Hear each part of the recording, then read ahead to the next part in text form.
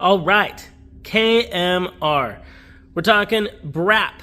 We're going to talk some rotary, but specifically today we're taking a quick look at the new KMR FD3S drift chassis. We're embarking on a new build. We've already talked about it briefly, and I wanted to take a look at the roll cage, especially since I was just involved in one of my worst crashes to date in professional drifting, and this is the first time I've ever had a cage done where I didn't personally build it. So obviously there was questions I had, and this was done differently than the ways I'd gone about it in the past. So we're going to jump right into it. Basically, FD3S chassis brought this in from Japan to Canada, down to Cali. So it was right-hand drive. We're converting it to left-hand drive. And when it came to doing the cage, obviously safety is important. And I'm looking at safety in a whole new way after that recent crash.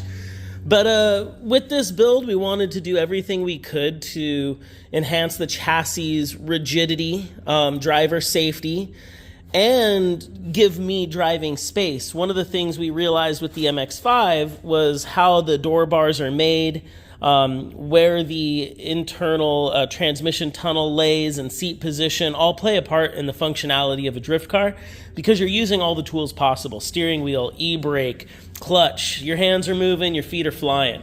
So we wanted to get as much room as possible, and we wanted the cage as tight as possible to all of the potential internal walls of the driver's compartment.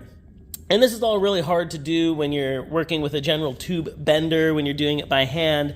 And this is what we've always done in the past. So I'd like to really just thank Cage Kits for basically joining this project and bringing the FD3S roll cage to their lineup.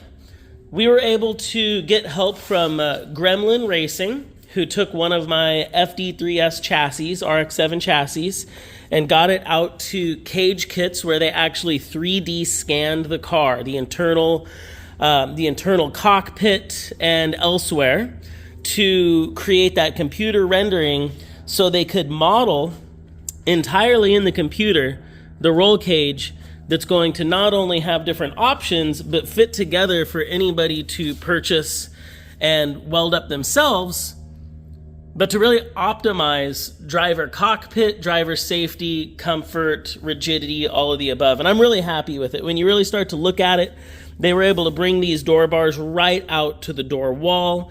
We've got this crazy X bar in the back that you look to where it's actually loading.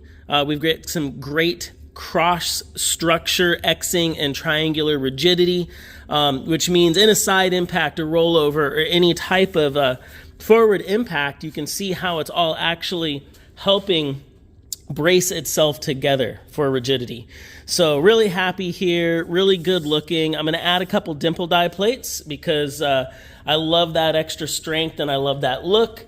But just having now the ability to buy a FD roll cage kit from Cage Kits, having safety, driver compartment in mind, I'm just really happy with it. So just shout out to those guys. I'm really excited about this build. The next steps are we're going to dry ice the interior, get the sound deadening out. We've got body kit and suspension on the way. And we've even got our 4-rotor dry sump plate up here, and we're looking at engine mock-up. So I feel slightly behind because I had to take a week off, and we did have some end-of-the-year events, but now we're jumping into this crazy new build. So I really hope everybody continues to watch. Let me know what you think. And again, shout out to Cage Kits. Safe, awesome cage, I believe now available, basically numbered, so you can weld it up. That's a wrap. We're going to get to work. I got to go get some dry ice. I got to build some motors. I got to play with those triangles. It's Dorito time.